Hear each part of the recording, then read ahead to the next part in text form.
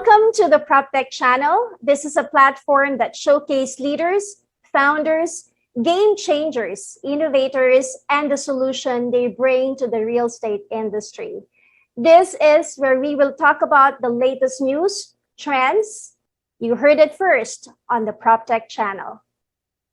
Today's episode is Greening the Philippines, and I'm very excited that we have been given the privilege to guest our special guest for today.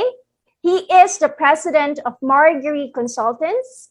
He has founded his company in 1995. He was the author and co-author of many books and is the lead author of Chapter 13 National and Subnational Policies and Institutions of the 2022 report of Working Group 3 of the Intergovernmental Panel on Climate Change, or IPCC. Eric has been providing consulting services related to environmental economics for many years. Specific areas of expertise include carbon taxes, economic aspects of climate change, green power, renewable portfolio standards, tradable renewable energy certificates. It's my honor to introduce Dr. Erik Haites.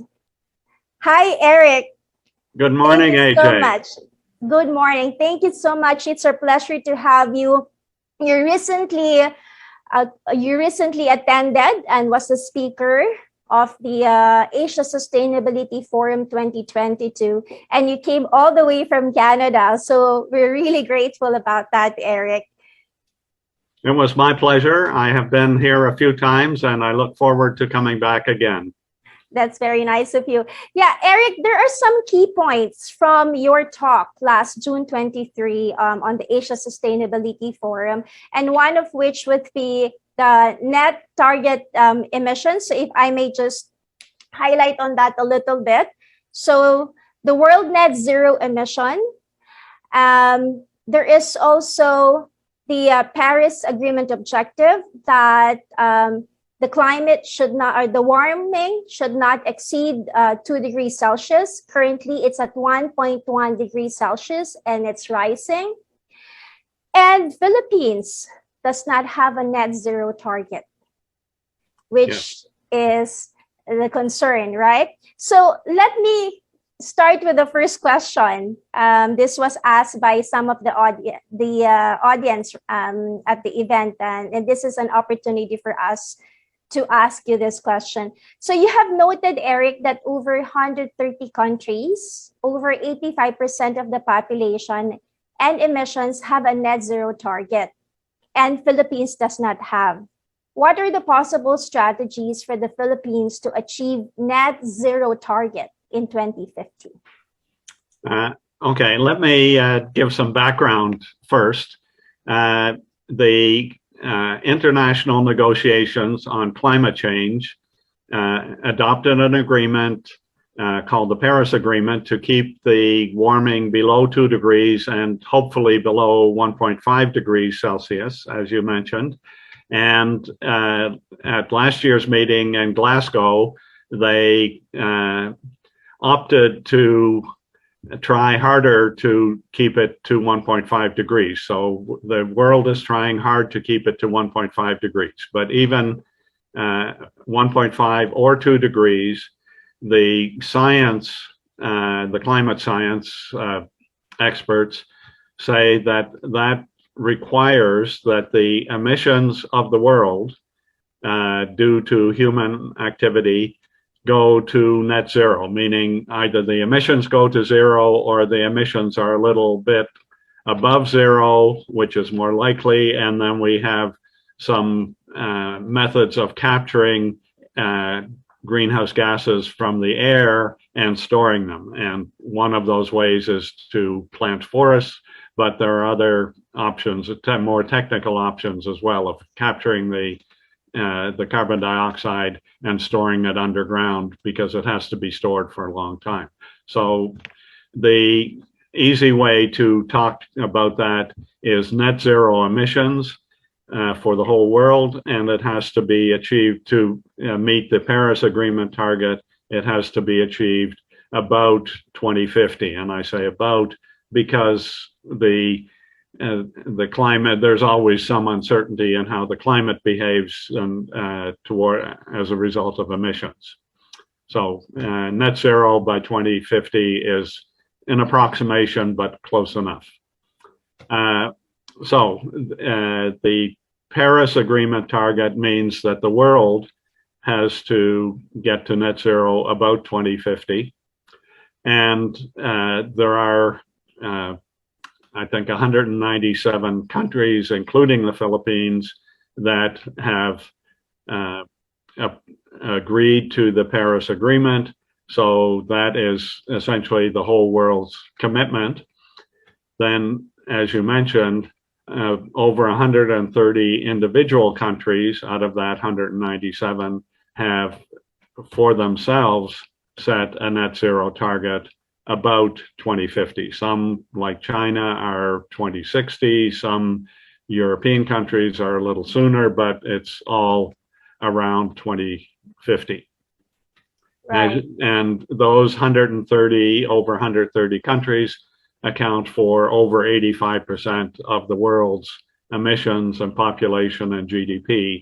So the 60 or so countries that have not yet adopted their own net zero target are smaller countries, almost all developing countries like the Philippines. So it is obviously a national choice for each country to decide whether to adopt such a target, but it reflects on the willingness of each country to help solve the global problem of climate change. Right. And so it is an indication of the willingness of the country to contribute, and then each country will develop their own plan and usually revise it every 5 years or so as technologies become available and costs change, to say what they're going to do over the next 5 to 10 years. And so the implementation is usually a different process than just committing to the target. Mm-hmm. Right. Now, I think that is really, thanks for sharing that, Eric. And I think that's the very purpose why the PropTech Consortium of the Philippines was also built or founded, because we really wanted to be part of the net zero target, with the technologies that's being done in the property and technology in the property and real estate industry. So like the use of solar and the reduction of carbon emission, we've started with that also. But what's the cost of, greening the Philippines? What have you seen in other countries?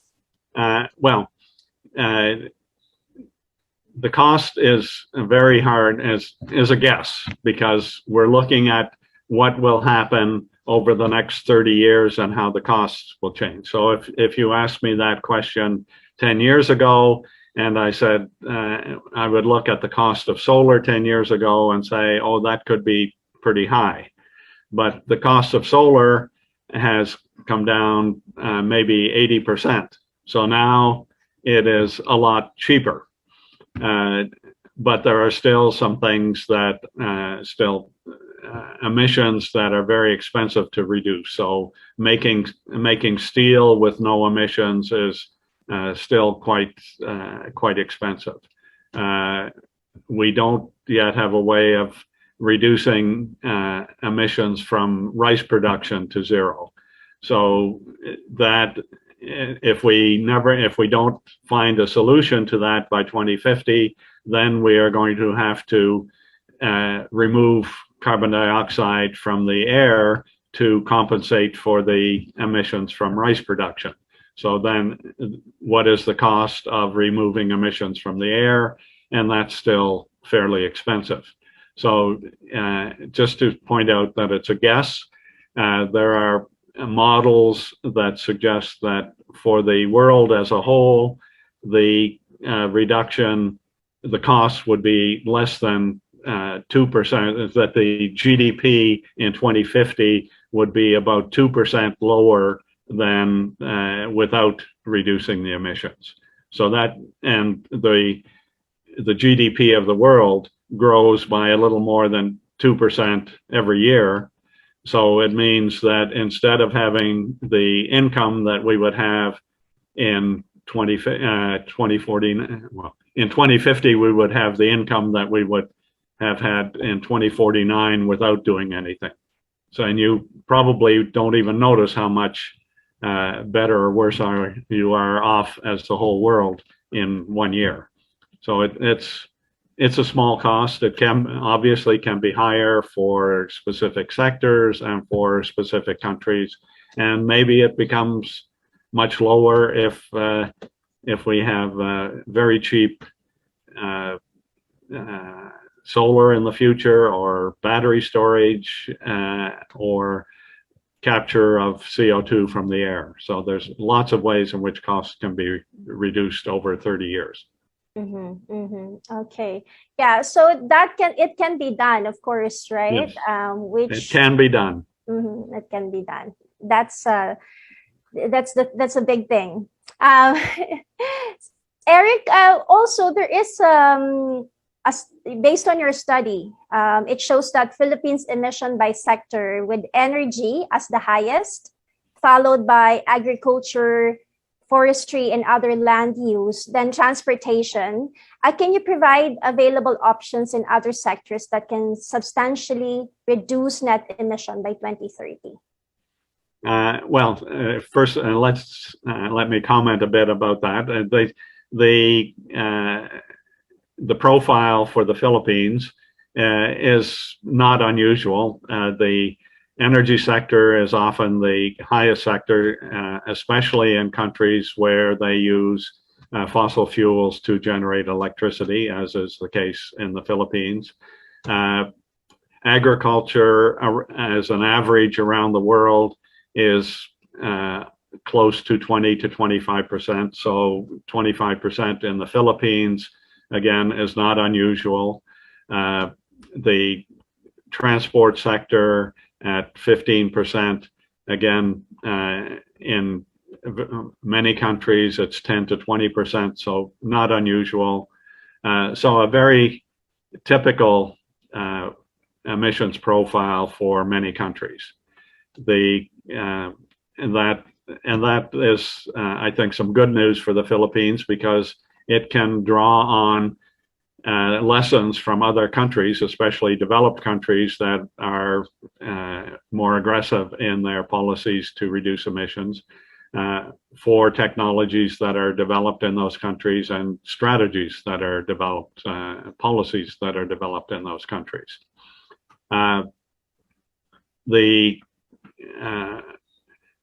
Since we need to get to net zero by 2050, it is, I think,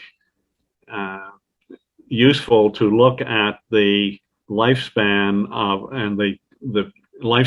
the facilities and equipment that are responsible for the emissions, and say which ones that we are working on today will still be causing emissions in 2050.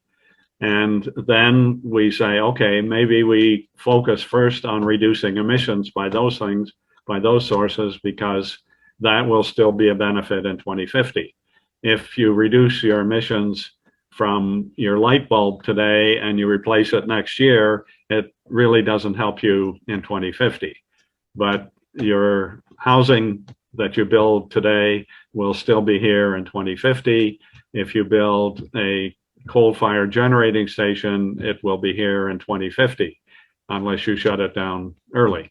So do work on the things that will yield you benefits for the whole time from now till 2050. You highlighted, Eric, that electricity generation needs to phase out coal and natural gas generation to renewable like solar, wind, hydro, and geothermal. Yes, and the evidence from a lot of other countries is that solar is already competitive with coal-fired generation, even in many cases for coal plants that have already been paid off, so that the cost of putting in new solar is cheaper than just buying the coal and operating the plant.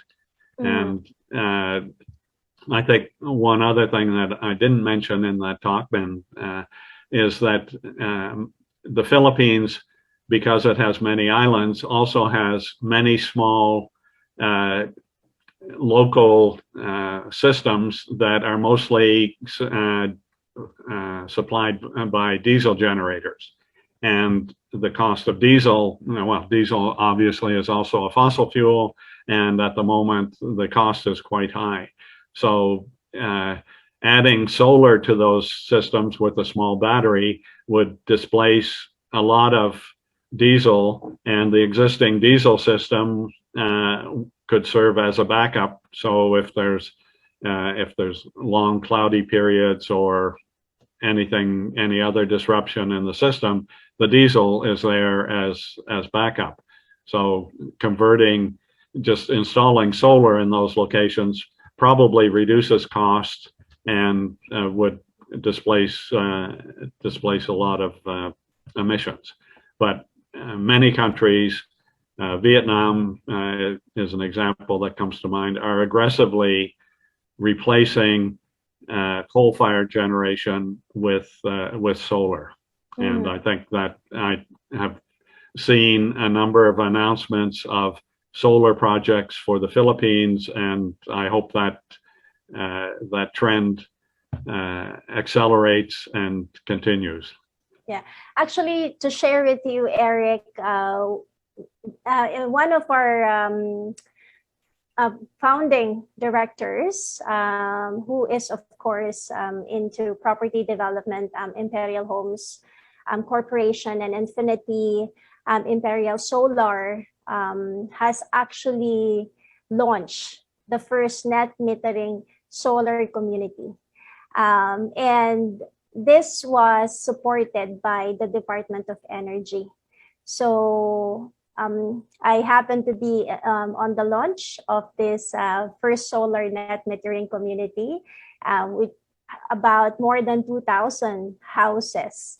And this community will save a lot of carbon emission because of the use of the solar technology. And Meralco, who is the largest contributor of power, will benefit from this also.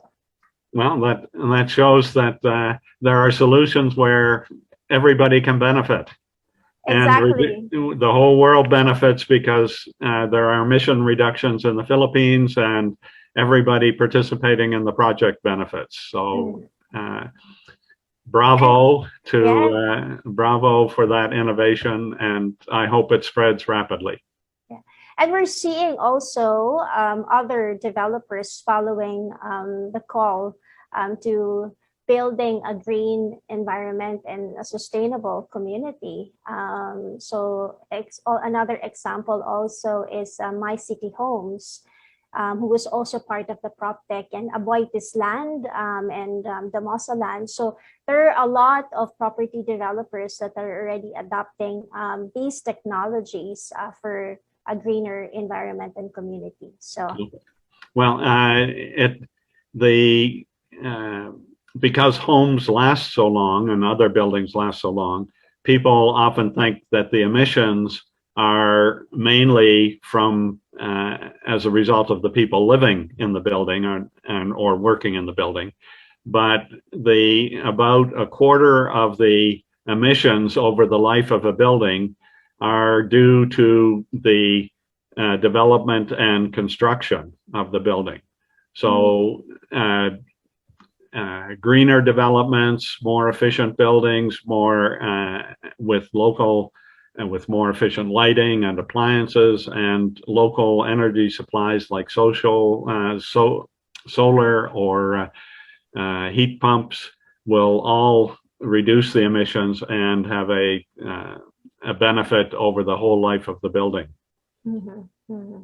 So Yeah. I hope all of your members appreciate that and are very creative in reducing the emissions of their developments. Yeah, I think after they hear your insights on greening the Philippines, more developers and more people will follow the footsteps. And also, there is a controversial question, Eric.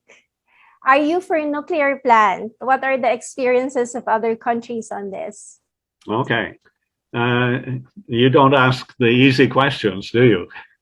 In principle, I am not. I am not opposed to nuclear. I feel that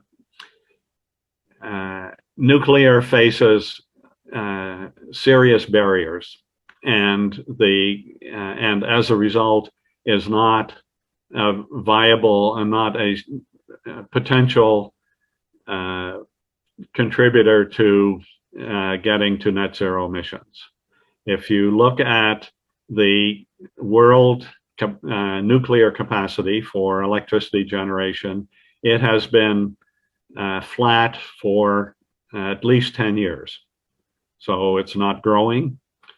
Solar and wind are now bigger sources of electricity generation globally than nuclear.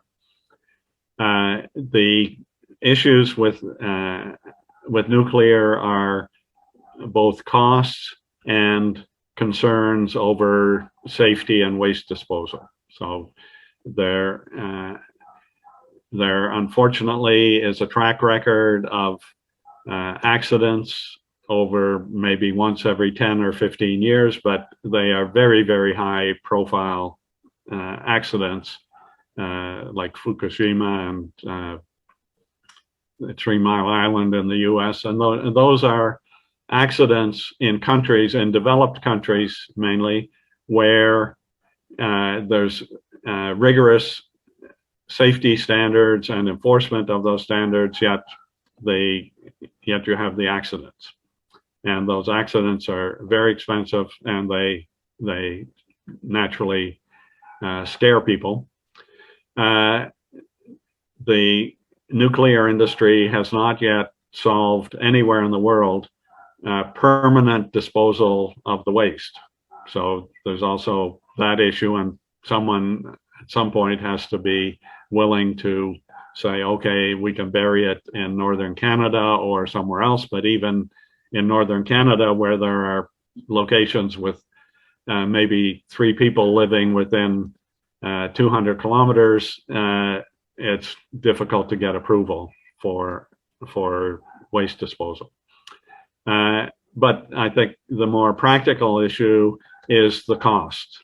That the track record, with very few exceptions, is that it takes 8 to 12 years to build a nuclear plant, that over that time period, for a variety of reasons, often the cost doubles or triples or more, and that the private sector is not prepared to take the risk of investing in a nuclear plant, even where the United States had offered very large subsidies for up to 3 nuclear plants. I think they got one underway, and it's not clear that that one will be completed. So the cost uncertainty means that very few governments or private sector firms are likely to invest in nuclear. The time horizon means that you can't build enough plants. There isn't enough capacity in the world to build enough plants to convert a substantial amount of generating capacity to nuclear. And the question is, would you want nuclear generation in countries that are unstable and where terrorists might capture the radioactive material? So I just don't see it as making a significant contribution to reducing the emissions from electricity generation. Not that I think the technology is bad, but I just don't see it. Right. If you have another moment, the move in the nuclear industry now is, quote, for small modular reactors that, and they, in principle, it could be designed and manufactured in a plant, and then so the cost would be more predictable and could be produced faster and so forth. But so far, no design has been licensed anywhere in the world. Canada has a program underway where they are starting the process of licensing a design. That process is likely to take several years and require changes to the design for safety and other reasons. And then they would have to get the first orders and build the plant and so forth. So again, the time lags involved, I think, are too long to make a significant difference. Yeah, I think for Philippines, yes, we're not ready. No, I don't think so. Go solar. You have lots of solar, and lots of, my understanding is you have the world's second largest geothermal potential. That is correct. That's very safe, and the technology is well known. Go with geothermal. Yeah, so Eric, I have another controversial question for you. As you know, we have a new administration and new president, and he is very keen on doing something about climate change. And I think that this topic, greening the Philippines, is something that would really be of importance to him. So if you can talk to the new president, what is your key message for him, Dr. Erik Haites? I would suggest that he consider making a commitment to net zero sometime around 2050 as a signal to the population and to the world that Philippines wishes to contribute, and then work on a plan that is sensible for reducing emissions in the Philippines. I think such a plan offers a better prospect of getting some international financial support to help the Philippines, and that he also look at what the developments in the world will be in terms of implications for the Philippines, because the world is moving towards greener technologies, and those technologies, as they become successful in other countries, will have impacts on the Philippines, both some very positive and some that will be disruptive in the Philippines. So if as the efficiency and costs of solar technology drops, that it will make it easier for the Philippines to switch to or to do more solar. The world is moving towards electric cars. So Philippines doesn't make a whole lot of cars for itself. They're all imported. So Philippines will be forced to switch to electric cars because those will be the only ones on the market. That means that the revenue that the government collects from gasoline taxes will start falling as the gasoline vehicles are taken off the road. So the government will find itself in a situation over the next 6 years where I think it will be noticeable that the gas tax is falling, and the government will need to consider other policies to generate revenue that is no longer coming from gas taxes. So those are the sorts of things that will happen. In the agriculture sector, many parts of the world are doing research on how to reduce emissions from rice production, livestock, and as that research yields good results, Philippines can adopt it. If it's a new variety of rice, you could probably adopt it in a year or two, because you plant crops every year. So some things can be adjusted very quickly. Others, like as we talked about, buildings last for 30 years, and it's more important to start now and do what you can now. So there's all sorts of considerations in developing the strategy. What's the timeline? What's happening in the rest of the world? How will it affect the budget, and so forth? So not an easy answer for the president, but I think it's an interesting question, and there are answers that make sense for the Philippines. Yeah, I think that's very helpful, and very hoping that this will reach the president. Dr. Erik. I'm sure he's a follower, one of your followers on YouTube. Hopefully, yeah.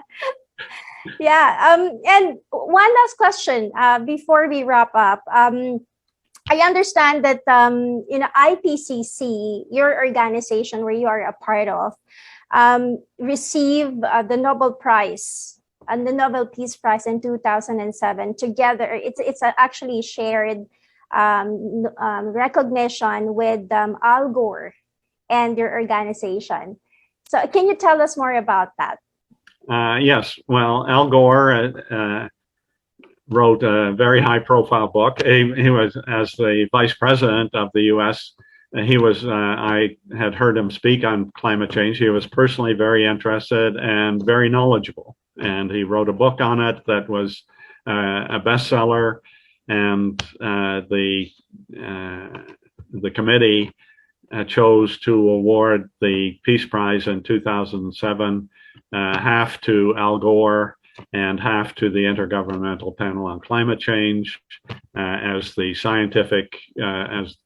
group that does the scientific review, or the review of the science of climate change, every 5 or 7 years.